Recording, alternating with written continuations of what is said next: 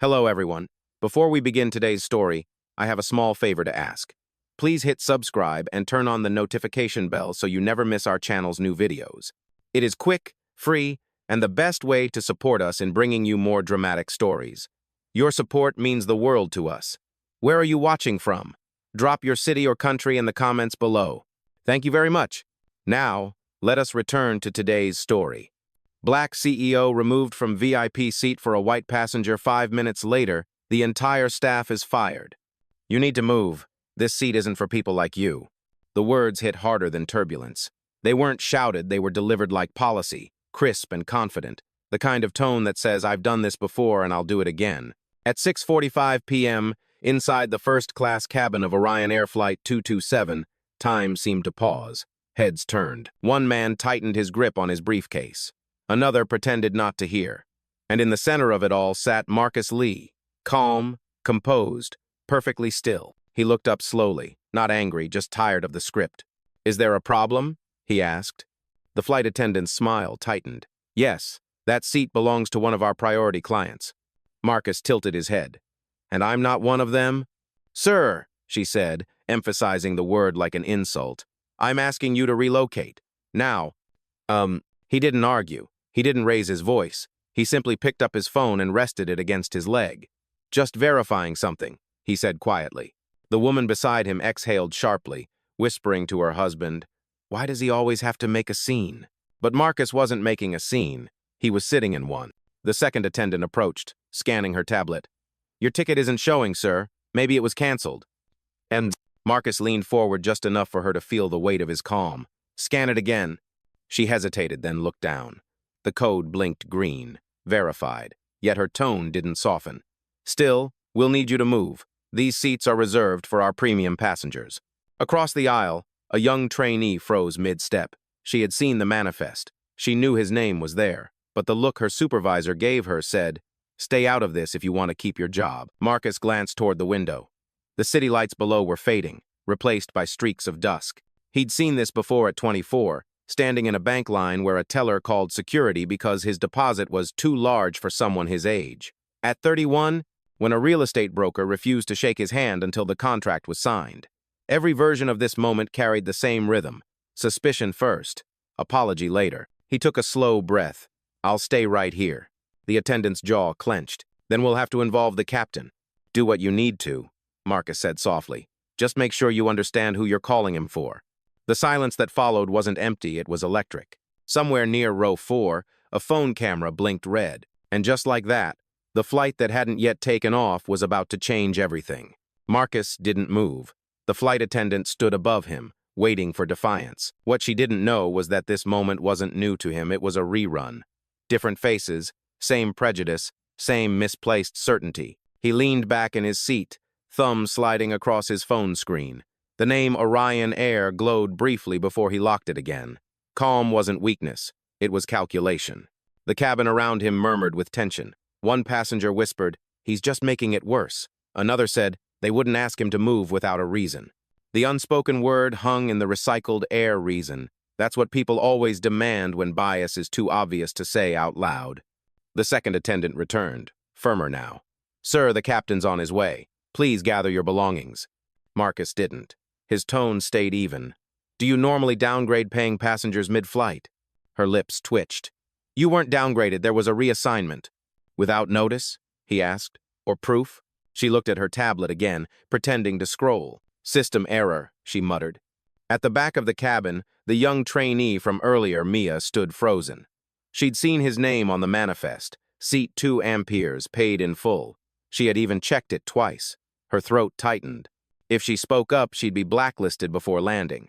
But staying silent felt worse. Marcus looked out the window, the fading orange horizon reflected in the glass. He remembered another flight, years ago, when he'd been offered a plastic cup of water while his white counterpart received champagne.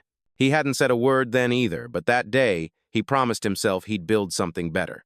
That promise had become Orion Air. Now, his creation was testing him. The captain arrived, a tall man with a polished smile and a voice made of command. Sir, we're resolving a seating issue. Please cooperate so we can depart. Marcus met his eyes. I am cooperating. You're the ones rewriting the rules. The captain's patience cracked. If you don't move, I'll have to call airport security. Marcus's phone buzzed once. A message from Carla, his executive assistant. We're live on board feed. Ready when you are. He exhaled slowly. Captain, I suggest you check who's on this manifest before making that call. I know my passengers, the captain replied. Then you should know your employer, Marcus said quietly. Mia's eyes widened. The captain blinked, thrown off balance. Around them, whispers rose like wind before a storm. Marcus didn't smile. He simply said, proceed if you must. Just understand you're about 5 minutes away from changing your career forever. The captain hesitated, sensing something shift. The attendants stood frozen, and for the first time since boarding, Marcus felt the room catch up to the truth that silence wasn't surrender. It was the calm before consequence. The air in the first-class cabin turned thick like everyone was holding the same breath, waiting for a verdict that hadn't yet been spoken. The captain shifted his stance, looking from Marcus to the crew, searching for authority that had quietly left the room. Sir, this isn't the way to handle things, he said, voice lower now. Marcus's gaze didn't waver. You're right, he replied. The way to handle things is with integrity. Try it sometime. Oh. The first attendant, Nicole, folded her arms, doubling down on her confidence. He's bluffing, she whispered to her colleague. People like him always pull the lawyer card. Marcus heard it. Everyone did. But he didn't respond, not yet. At row 3, a passenger in a Navy suit muttered, If he doesn't belong here, why hasn't anyone shown proof?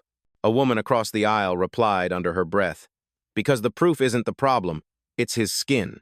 That was when Mia stepped forward. Her voice trembled, but it carried. Captain, with respect, his seat is valid. I checked it twice before boarding. Nicole spun around. Mia, not now. No, Mia said, firmer. Now's the time. The system didn't glitch. Someone changed it manually. Whispers rippled through the cabin. Phones lifted discreetly. Someone hit record. The truth had finally found a witness. Marcus turned his head toward her. Just a nod. No smile, no words, only gratitude held inside his eyes. The captain frowned. You're accusing my crew of misconduct? Mia swallowed hard. I'm saying we made a mistake, sir. A serious one. Nicole's face flushed. Enough. Security's already on its way. Marcus tapped his phone again. You won't need them. The sound that followed wasn't dramatic, just a soft tone from his device. A connection. Then a calm, female voice filled the silence. Marcus, this is Carla. We're patched into the aircraft system. Proceed? Proceed, Marcus said. Nicole blinked. Who the hell was that? Marcus finally stood. His movements were slow, deliberate, as if the air itself parted to make room. That, he said, was your company's compliance officer. The captain's jaw locked. What's going on here? Marcus met his gaze squarely. A live audit. Triggered the moment your team decided I didn't belong. Every screen on the attendants' tablets flickered at once, codes flashing, access revoked. The cabin lights dimmed slightly as the internal system synced with corporate HQ. Nicole's hand shook as she tried to tap her login. Denied. You have two options, Marcus said quietly. Apologize and learn, or double down and lose everything you've built. Mia stepped back, eyes wide. The captain's voice broke its authority. Mr. Lee, are you saying... I'm not saying, Marcus interrupted softly. I'm showing. And just like that, the illusion of power flipped. The man they'd treated as an inconvenience now stood as the gravity holding every eye in the room. No raised voice, no rage, just certainty. Outside the window, the last streak of daylight faded into night. Inside the cabin, truth finally took off. Nicole's voice broke through the cabin like a spark in dry air. You can't just pull this stunt on a plane, she snapped. You think some call from a random woman scares me? Marcus didn't flinch. He stood steady in the narrow aisle, phone still in hand, eyes calm enough to make her nervous. This isn't a stunt, he said evenly. It's accountability, something this crew seems unfamiliar with. The captain opened his mouth, then closed it again. Behind him, the hum of passenger whispers grew louder, like static building before a storm. A woman near the window whispered to her husband, I think he owns the airline. The husband shook his head. No way. If he did, they wouldn't be acting like this. But they were. And that was the point. Mia's hands trembled against her uniform. Sir, she said softly to the captain, I think you should verify his credentials before this escalates. Nicole shot her a glare sharp enough to cut glass. Stay out of it, rookie. Mia didn't move. With all due respect, ma'am, it's already escalated. Marcus turned slightly toward her, voice low. Thank you for speaking. Ugh. It wasn't praise, it was acknowledgement. She deserved that much. Then his phone chimed again. Carla's voice returned, clear and unwavering. Marcus, protocol confirmation complete. All employee profiles have been linked. Captain Daniel Pierce, flight attendants Nicole Harris and Brian Foster, active compliance review. Authority transferred to you. Nicole froze. Transferred? What does that even mean? Marcus's reply was measured. Clinical. It means this aircraft is part of Orion Air, and Orion Air answers to me. A gasp rippled through the cabin. Even the captain's confidence cracked. You're saying you're the founder, Marcus finished, and for the record, the majority shareholder. Mia exhaled, relief mixing with disbelief. The passengers who had been filming lowered their phones, realizing the story they were capturing had just flipped upside down. Nicole's tone softened, but only slightly. Mr. Lee, if we'd known, he cut her off. You would have treated me differently. That's exactly the problem. The captain's posture deflated, his command evaporating. Sir, we didn't intend. Marcus stepped closer, his voice dropping to a calm that carried more weight than shouting ever could. Intent doesn't erase impact, Captain. You humiliated a paying customer because you assumed I didn't fit the image of one. Silence swallowed the cabin. Even the engine noise seemed distant. Marcus looked down the aisle, at the crew who had watched it happen, at the passengers who had witnessed the quiet undoing of dignity. You want to know the real cost of bias? He said softly. It's not money. It's the trust you just destroyed. Carla's voice came through one last time. Corporate is listening live, sir. Standing by for disciplinary action. Marcus nodded once, his gaze never leaving Nicole. Then let's begin. And just like that, the plane that hadn't moved an inch was now in motion. The flight of consequence had finally taken off. The cabin had gone still, so still that even the air seemed to hold its breath. Every eye was fixed on Marcus Lee.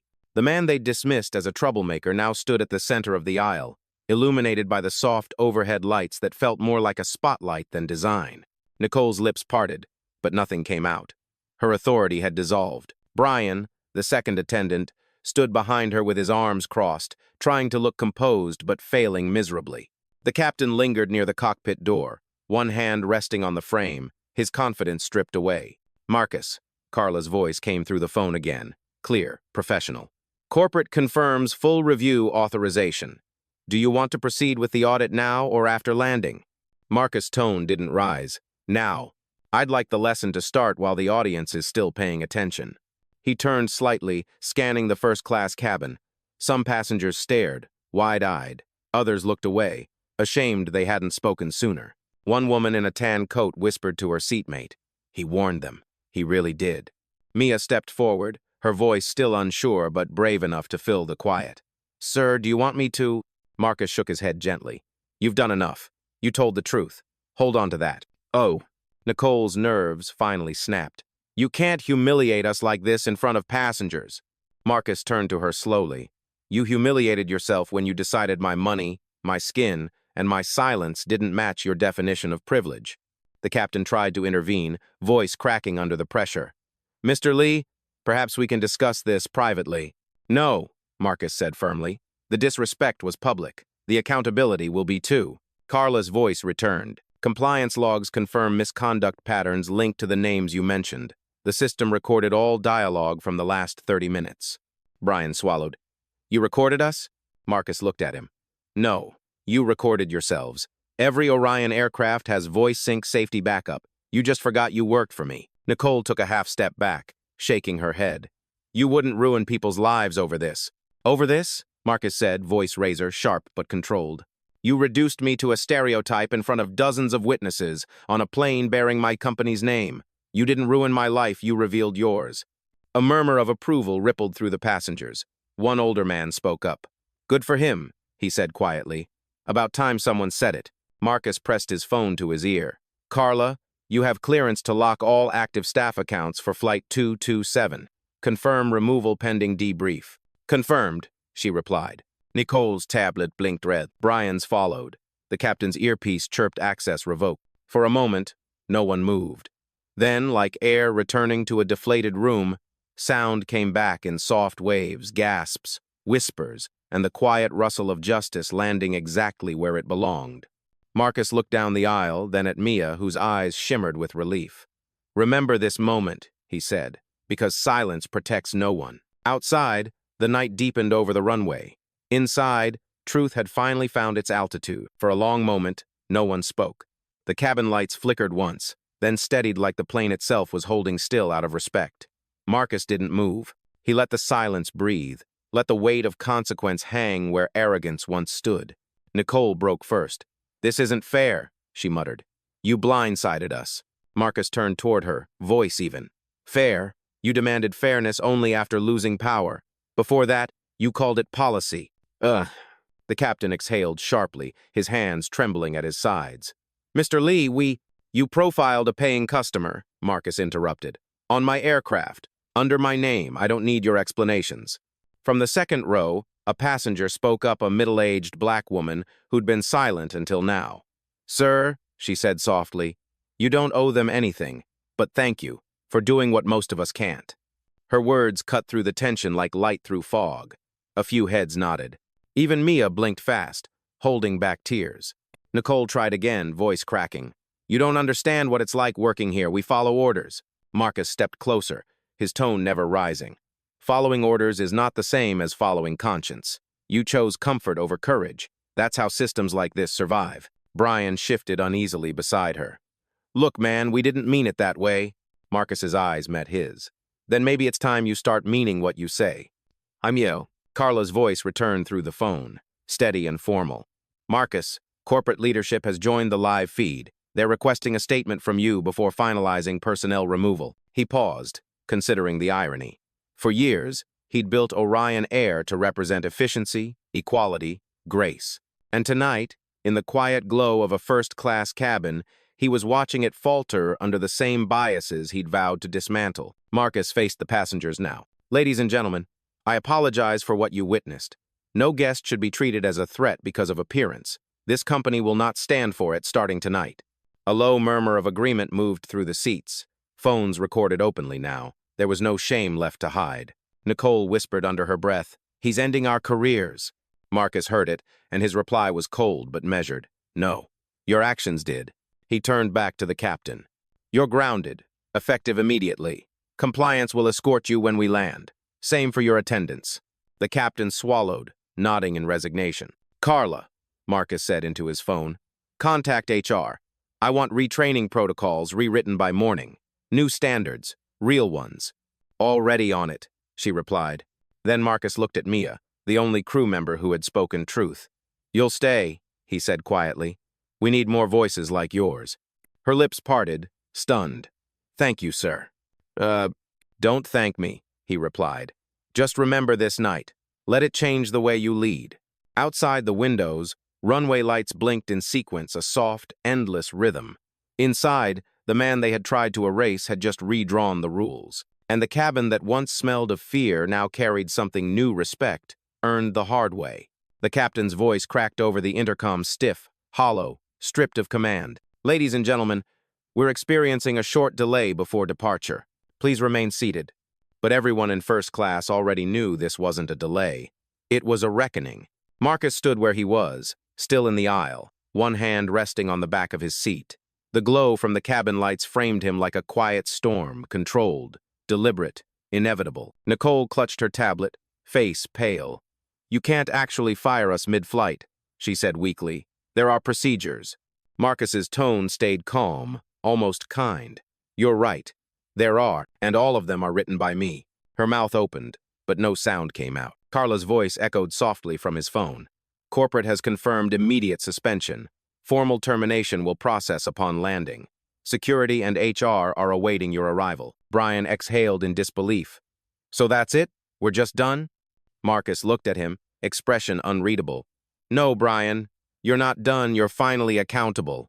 The captain moved closer, hands raised slightly in surrender. "Mr. Lee, I accept responsibility. I should have verified before escalating. I'll sign whatever report you need." Marcus studied him for a moment, then said, "You'll sign it, but not for me. For the people who have to prove they belong every time they step on a plane." The older black woman in row 2 nodded slowly, eyes glassy. "That's right," she said quietly. "We've all been there." Mia, still standing near the galley, tried to hold herself together. "Sir, what happens next?" Marcus's gaze softened. "We rebuild. one flight at a time.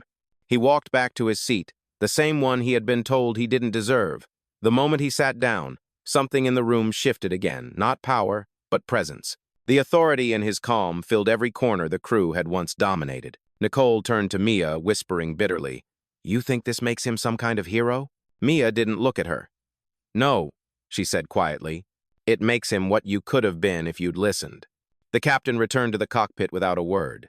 Brian leaned against the galley wall, staring at his disabled ID on the tablet screen. And Nicole, once so certain, so untouchable now, stood motionless, staring at her reflection in the darkened window. Carla's voice came again, steady, precise.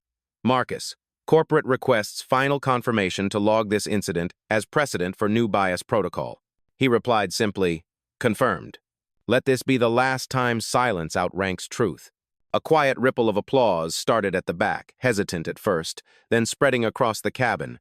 No one shouted, no one cheered. It was the kind of applause that meant release years of small humiliations suddenly, finally, vindicated. Marcus didn't smile. He just looked forward, eyes steady on the cabin door, the same way he looked at every closed door life had tried to keep shut. Because tonight, one had opened, and this time, it wasn't going to close again. The cabin was quiet again, but it wasn't the same kind of quiet as before. Earlier, silence had meant tension, now it felt like aftermath, the kind that lingers after truth detonates in public. Marcus remained seated in 2 amperes, hands folded over his phone. Outside the window, the runway lights blinked in slow rhythm. Inside, everyone avoided looking at the crew. Nicole stood near the galley, still clutching her useless tablet, her reflection trembling in the dark glass. "Mr. Lee," the captain said, finally, stepping forward, hat in hand like a man facing judgment. "I take full responsibility. I'll cooperate with whatever internal review follows." Marcus looked up, expression unreadable. "You'll do more than cooperate. You'll tell the truth on record. Not about me, but about what you've seen here. Every time bias hid behind policy, every time silence looked easier than decency." The captain's shoulders dropped. "Yes, sir." Carla's voice came through Marcus's phone again, calm but unmistakably authoritative. "Marcus, internal documentation is complete. Would you like to issue the on-record statement now?" He nodded once. "Put me on speaker." Her voice amplified softly through the phone, echoing through the cabin. "All staff and passengers aboard Orion Air Flight 227. This is corporate compliance speaking. You are witnessing an official executive audit initiated by the company's CEO, Mr. Marcus Lee." A murmur rolled through the cabin. Some passengers instinctively sat up straighter. Others glanced around, still processing what was unfolding in real time. Carla continued. "As of this moment, crew members Nicole Harris, Brian Foster, and Captain Daniel Pierce are under immediate suspension, pending review for conduct violating Orion's Code of Dignity and Equal Service." Nicole's voice broke. "Carla, please, I've worked here 12 years. Carla didn't hesitate. 12 years is plenty of time to learn respect, Miss Harris." The words landed like a gavel. Marcus exhaled quietly, then spoke low, measured, clear. "Ladies and gentlemen, the flight will continue once we've confirmed replacement crew. I want to thank those who spoke up when it mattered, especially Miss Mia Lang." Mia froze. "Sir, You chose integrity over silence," Marcus said. "That's how we start changing the world we fly through." A few passengers clapped softly. The older black woman from row 2 wiped a tear and whispered, "He really did it." Nicole stood motionless. Brian rubbed his forehead, unable to meet anyone's eyes. The captain stared at the floor. Marcus turned toward the passengers again. "You all came here expecting a destination, but sometimes the journey changes before we even take off. Tonight, you didn't just witness discipline, you witnessed reform." The cabin stayed hushed, reverent. For the first time since boarding, no one doubted who was in control. Carla's voice returned one last time. "Mr. Lee, new crew has arrived at the gate, ready for boarding." Marcus rose from his seat. "Then let's fly for real this time." As he stood, the remaining passengers began to applaud again, not for drama, not for spectacle, but because they'd seen something rare.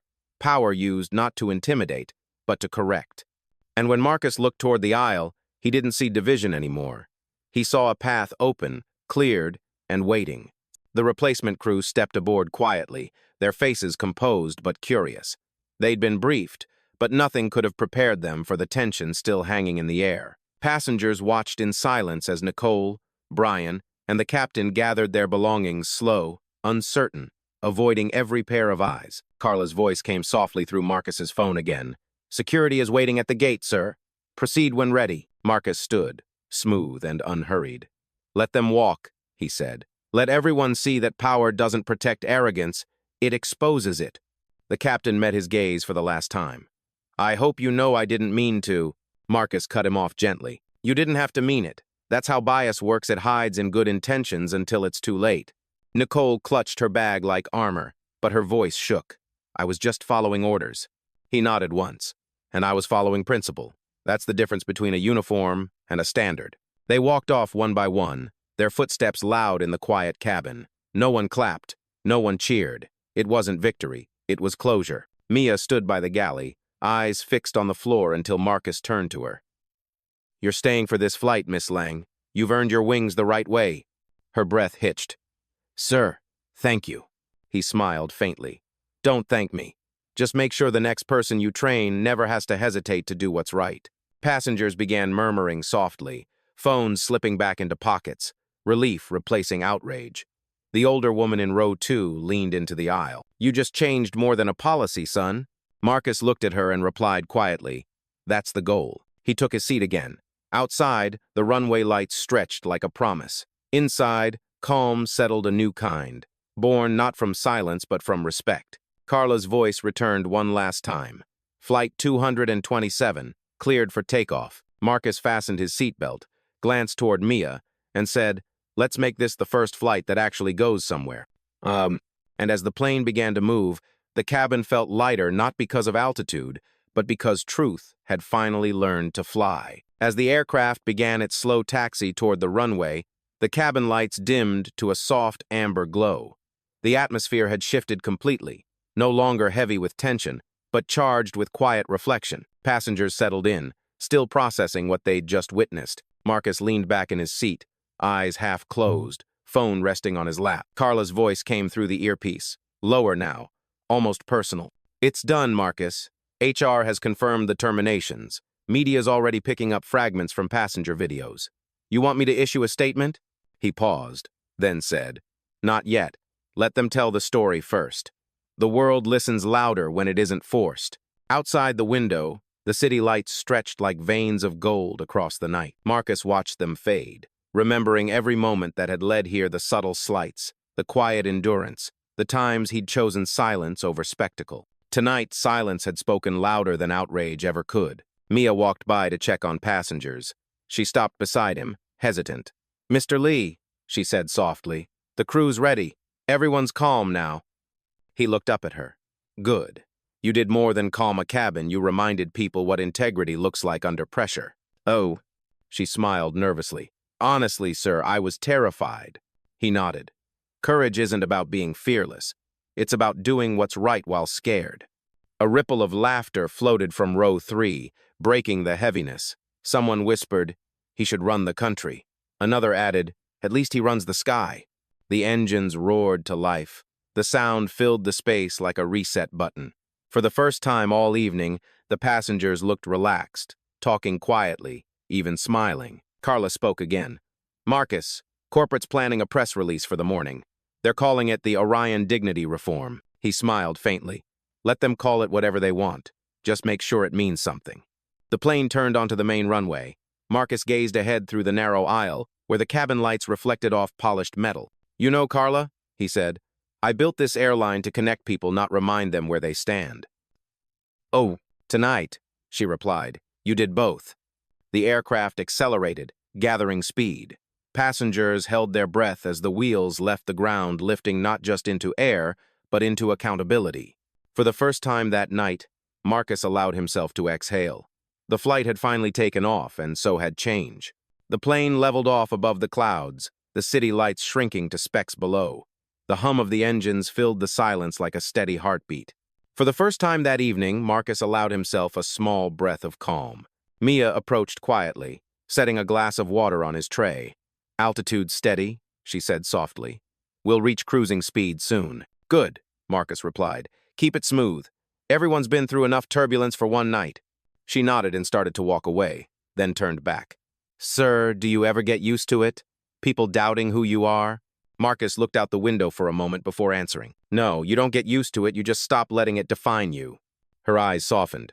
I'll remember that.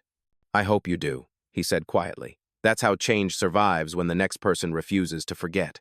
Across the cabin, passengers sat quietly, some reading, some just watching the night sky. The older woman from row 2 smiled at Marcus when he glanced her way. He nodded back, a silent exchange between those who understood too well what it meant to be unseen until proven otherwise. Carla's voice came softly through the earpiece one last time. Marcus, HQ just issued the official statement. It's trending already. He smiled faintly, then let it trend for the right reason. Outside, the horizon stretched wide and endless. Inside, the man once told to move from his seat now sat exactly where he belonged, at peace, at altitude, and firmly in control of his own sky. When the plane touched down hours later, dawn was breaking soft gold, spilling across the runway like the world was being rewritten in light. The passengers clapped gently, not out of habit but out of respect. Something about the flight had changed them. Marcus stayed seated until everyone else stood. Mia waited by the exit, her posture straight, her eyes still bright from everything that had happened. It was an honor flying with you, sir, she said. He gave a small nod. The honor was yours to claim, you earned it. As they stepped into the jet bridge, Carla's voice chimed through his phone one final time. Marcus, the press is already running the story. It's everywhere, number Orion Flight 227. People are calling it a masterclass in calm leadership. Marcus smiled faintly. Good. Let them remember the calm, not the chaos. In the terminal, a few passengers paused to shake his hand. Others simply gave a knowing look, the kind reserved for moments when dignity finally wins. He paused by the window, watching the aircraft refueling in the morning light. For a second, he saw his reflection steady, composed, unbent. I built Orion to fly higher than prejudice, he said softly. Looks like we finally did. Carla's voice warmed through the line. What's next, boss? Marcus picked up his briefcase, the simplest answer in the calmest tone. Next flight. There's always another sky to fix. And as he walked toward the gate, the sun climbed higher behind him, illuminating the runway and the truth that had taken off with it.